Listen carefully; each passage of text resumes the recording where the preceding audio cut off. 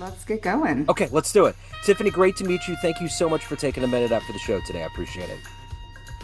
Yeah, thank you so much for having me on. I really appreciate it as well. You bet. So let's begin our journey with this. 6 years ago, this pandemic was changing so much about our lives. How did you get through that era, and how has it influenced the work that you're doing today? Yeah, oh my gosh. So, right like smack dab in the middle of the pandemic is kind of when I was impacted with trauma. I was in a pretty bad situation and anyways, right as COVID began and the whole world shut down. And so I think, for me, it was just one getting through COVID, right? I think we were all just going, oh my gosh, what's happening? And I think it changed like how I operate and function in a multitude of ways. One, super grateful just to be around people, right? I don't know about you, but also just having that compassion, it brought so much awareness to mental health and mental health issues. So, going through that journey, it just really changed what I was doing and how I operate. And I think the whole world, we definitely talk a lot more about mental health. And I think that all kind of put us in this state of anxiety and depression. I mean, all sorts of different things, right? Fear. And that's kind of what the world of trauma looks like, And so I guess people got a glimpse to deal with that. And through that process, that created the Diamond Place. And our mission is to help women heal from their trauma, rebuild their self-confidence, and create financial pathways to success. So, in a lot of ways, it was a really positive impact. Well, and I guess that's the outgrowth of going through COVID is that mental health now is more of an embraceable reality where people are acknowledging it instead of it being just some quote unquote mood or whatever. It's like it's taken Hmm. seriously. And I think that that's a good thing for the world because I think a lot of people, a lot of the mental health issues came out of that. But I think we used to just be like, we'd hear stories about Robin Williams and we're like, we don't understand what that means, like what he was going through, or other people Hmm. that are celebrities that go through it. But it's a serious thing. It's like a physical ailment, but it's in the mind. And I would imagine that would make the work that you're doing now more embraceable. Has it been since COVID? It's been a lot more embraceable. There's a lot more people talking about it. I would love to honestly see a lot of more transitioning from toxic positivity into more authenticity. I think we're talking about it, but I think there's still this concept out there that like people go through the tunnel and then, they're good. And I think, for me personally, I'm always going to be growing. I'm always going to be healing. I'm always going to be, on that journey and on that path. And that's what I tell people. I don't have, all the answers. I'm an imperfect human, but I think if we can kind of, open that pathway, then people can stop shrinking and feeling like, well, this person, they're healed or they're better or, whatever the things are. And I think that's what isolates us, right? Like Robin Williams was such an amazing, funny man. And behind the scenes, like you said, he carried so much of his own internal traumas and things that we didn't see. And so I think embracing all of this will allow people to not have that shame. And I think, when you're in the spotlight being the funny person or one person, and then behind the doors you're somebody else, that definitely brings a barrier. And so yeah. I think one of the big elephants in the room in our modern lives right now is toxic masculinity. There needs to be a lot of change that happens at the top that will make this entire idea of better mental health more feasible for people. Yeah, no, you're right. What it's created, right, is this like toxicity between men and women, and we need each other. And, Hmm. women, have had some like second class citizens. We've gone back, like you said, things have been overturned. But I mean, I think for women, it's important for us to know not all men stand by those changes. Yeah. And, we have to keep evolving, we have to keep growing. It's very unfortunate that we're rewinding the times so Yeah. much. But again, it's important not to have that hatred on the other side, right? Where it's like, well, all men are causing this, and that's not the case too. So I think that there's a balance and somehow we need to be able to come to the table together. Yep, for sure. So let's get into the exact nature of the work that you're doing right now. I'm going to put you in front of 12-year-olds at career day, and one of the kids wants to know what you do for a living. How do you explain the work and the company that you have? Yeah, so I founded the Diamond Place. Our mission is to help women heal from their trauma, rebuild their self-confidence, and create financial pathways to success. We do that by offering workshops and classes, and it's all in online space. Our most amazing project that's coming up is we've created this resource database called MAY, which stands for My Absolute Essentials. And so right now, when you go into a nonprofit or a sober living facility or anywhere to get resources, you're handed a resource list or you have to comb through lots and lots of different websites. So what we've done is we've created a website that you just enter your story one time. You say, my name is so and so, and let's just use a car example for this car accident for this example. Excuse me. So I was in a car accident. My partner died. And I guess if we're talking to 12-year-olds, I probably shouldn't say, my part. But I mean, that's Right. the reality of life, Yeah, right? sure. Unfortunately.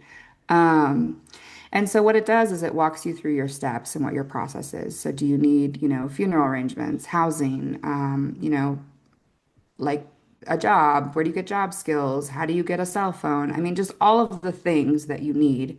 And the reason we created that is that when you go through trauma, your brain actually goes offline. So your prefrontal cortex and your amygdala don't work. And so I think for people looking on the outside, you look at a situation and you think, well, those are just basic steps, like call this place, do that. But when you're in trauma, your brain does not work that way, and you're not allowed, you can't function that way. And so, going through, my own experience is what helped create our mission and our vision. And we're hoping that it's going to revolutionize the world and how people get access to support. So is it AI driven, the It database? is AI driven, yeah. It's mainly AI. There's, some other components to it that keeps everything up to date. But, right now, do you know that we don't even track availability, at least here in the state of Colorado, of what housing is available, what sober living beds are available, Wow. what shelters are available. And so you have somebody that comes out of trauma, right? And it can be domestic violence or whatever it is. And we're telling people you have to get out of these situations or you have to improve your life. But what support are we actually giving them? Yeah. And I mean, you literally, I have a master's degree, and again, it's not about me. I can't navigate the system. So many people that I've talked to, caseworkers, they can't navigate the system. And yet we're wondering why people are slipping through the cracks. In this eternal debate of whether or not AI is good or bad and how we're regulating it, we're just kind of at the beginnings of all of this. This is the reason why AI makes sense. These Yes. missions, it's going to simplify because, yeah, when you get involved with nonprofits and giving care to people that need it, like my son's on the spectrum, and Hmm. navigating that world of resources in the special needs world can be arduous. It's like that's why AI was developed is to make all of these inroads to getting what you need so much easier. 100%, 100%. Yeah, Yeah, and like you said, there is, controversy. And, on the back end, I think people need to realize you have to train AI, right? right. So you have to build the models, you have to, provide the information and correctly to get the correct output, right? Because Yeah. there's also the AI fallacies. And so, we're working very hard to develop all of those things to make sure that the product is as accurate and reliable as it absolutely can be. So let's go back to when you were 12 years old at career day. What was your dream job? What did you want to be when you grew up? I actually wanted to be a brain surgeon. I don't know Okay. why. I just was like, I think that would be something that's really cool. But I spent years and years in oil and gas and leading different projects and initiatives, and got to the point, Joe, where I went through this incident, went through COVID, and I couldn't even change the ink in my printer. Yeah. I forgot how to do Excel. And I mean, I've been through this process of trauma and what it does to you. And that's why, I moved into this career and into this passion. I never wanted someone to feel alone, because we don't talk about what trauma does and what it really does to your body and your brain. The executive functioning going offline, not being able to even complete projects. Going from being, I mean, I've won awards from my company for executing. And again, it's not about me, but I'm just saying Right. that to say to going not being able to function, and night sweats and shaking and hypervigilance and being like a deer in headlights. And so being vulnerable and just sharing my story to tell people, if you're going through this, you're not alone. And we need to start having these conversations, not only of just mental health, right, but the backbone of like the causes behind mental health, which are the traumas that people experience. And so many of us have gone through something. So let's have these conversations. So a part of what you're doing now is brain surgery, so to speak. I mean, you're rewiring trauma, right? I mean, you're providing pathways for people to heal, and that's kind of what brain surgery is. Yeah, I mean, we're trying to help people, know that they're not alone, rework the neuroplasticity and, you know, start thinking differently about how we view trauma. So I guess Yeah. in a sense, yes. You're doing what you wanted to do. So take me back to your childhood. What were the early seeds that were planted that has obviously taken a little while for you to find your true calling? But what were the seeds that were planted that eventually led you to get to this point where you want to help others so that they don't suffer and they can get over traumatic incidents? Yeah, so I had a really complex childhood. I moved around probably every year from the age of being first initially born to fifth grade. I mean, we didn't have any money. Just there was a lot of physical abuse. I mean, it basically, I felt like we were like wild animals, wild dogs. Like somehow we survived. Yeah. A couple of my siblings got involved in some things. I mean, just trauma, right? The ripple effect of trauma. And I'm so proud of all of my siblings now because they've worked on healing and gone through a lot of processes to get where they are. But I literally just survived. I had my first suicide attempt at 12. I moved out at 16. And then, I went to work. I knew I wanted to work. And so I just started in the oil and gas industry. I got an amazing opportunity. And, um, just have always had like compassion for people. But then knowing like this last incident that happened literally broke me. I had always said my trauma made me stronger. I was arrogant, Joe. I really was. I was like, well, if you have trauma, just pull up your bootstraps and make it happen. Like, and then this happened. And in a sense, in a weird, wild sense, I'm so thankful that it did because now I really truly understand what trauma is like and what people are going through. And, again, in my darkest moments of just crying, I mean, I was a mess, complete mess. I just thought to myself, I don't ever want anyone to feel this way. I don't want anyone to ever like be suffering and struggle. And if there's ways that like it's messy telling your own story, right? Nobody wants to say like, look at all this crap, right? Yeah. Which, by the way, I have a book coming out called Unmasked in October. But talking about that, the shame, everything else has just given me this heart, this compassion for people. And trauma really is the birthplace, I think, for mental health issues, drinking, drugs. I mean, so many things. Yeah. And there's so many of us that are walking around suffering.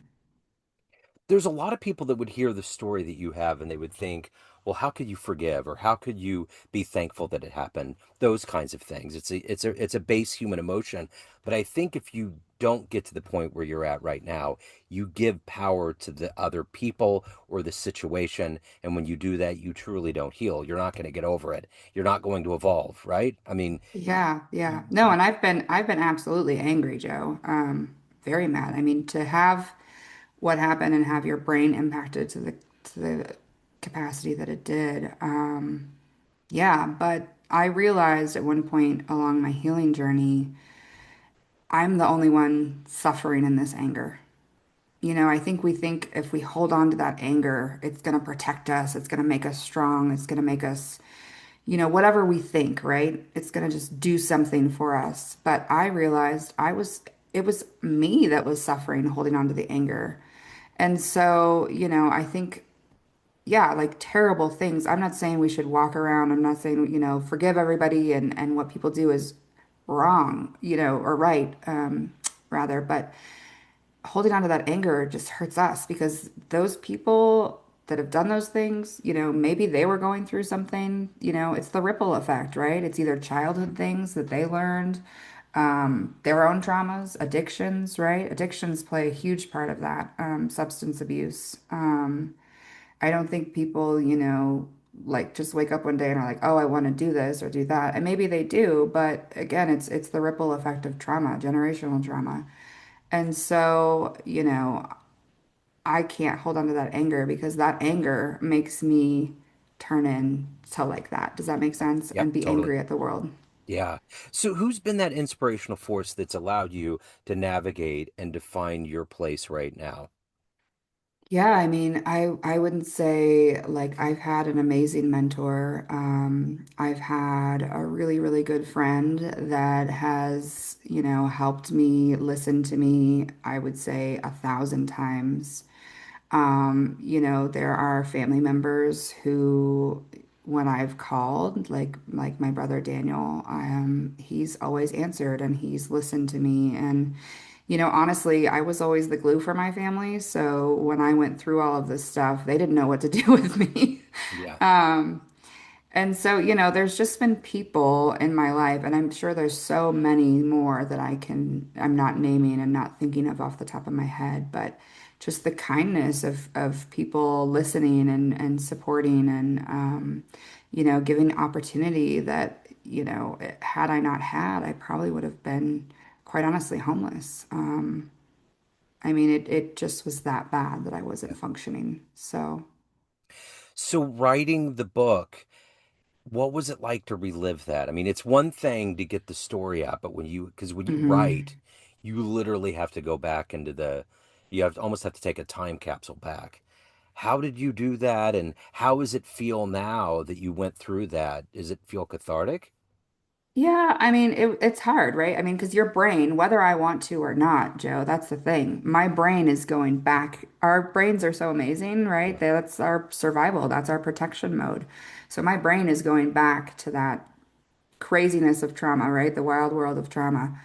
It was very hard. Talking about it, I mean, talk about cognitive disassociation, having flashbacks, going through all of the pain. But yeah, going through it was like, this is what happened and this hasn't broken me. And again, in sharing it, I hope people can find that they are not alone and that they can relate to some of the similarities of life and life's complexities. And, I think we've painted this like toxic positive picture on social media of what people's lives are like. Yeah. And it's not like that. And so, I just hope people can relate. And yeah, it was healing in its own sense of like, wow, look at all this crap. And here I am. I'm Yeah. still standing, right? Yeah. So now you're trying to help people. You're trying to help them through traumatic situations, but probably in that process, you have to get into those murky roads that have led them there. So you still kind of tangentially have to swim in that world. How do you protect yourself? And how do you keep your energy high and hopeful to help the people that are coming to you?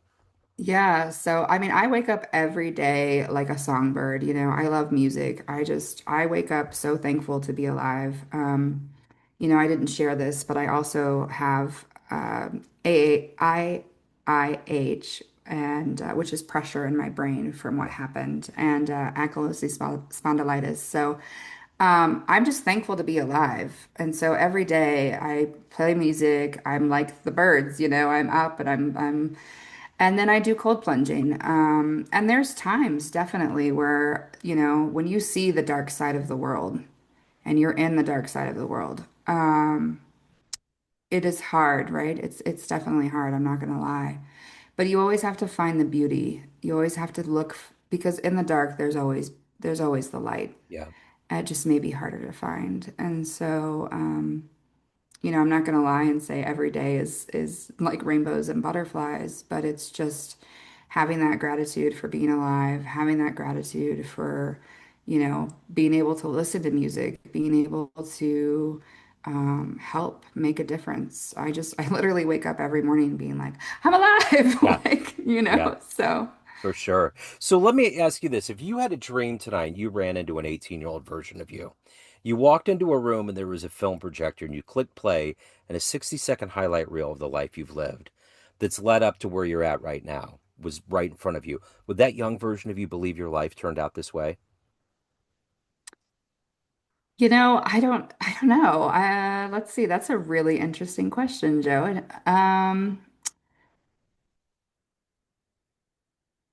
I always thought that 18-year-old me probably would have wanted to be a mom and have kids and be married. And I do have wonderful, amazing children, but I'm not married.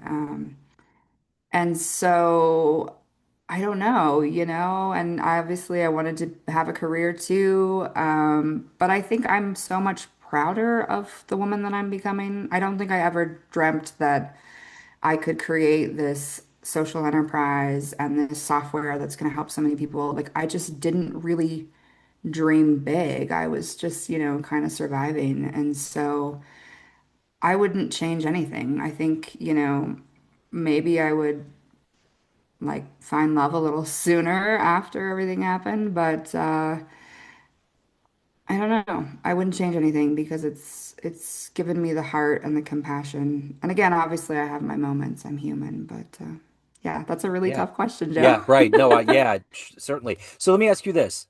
What's been the best like thank you letter, gratitude letter that you've gotten from a client? Yeah, I guess it's just like perspective, a lot of women, I think that the theme is like, oh, we never heard it like talked about that way. We've never heard trauma talked about that way.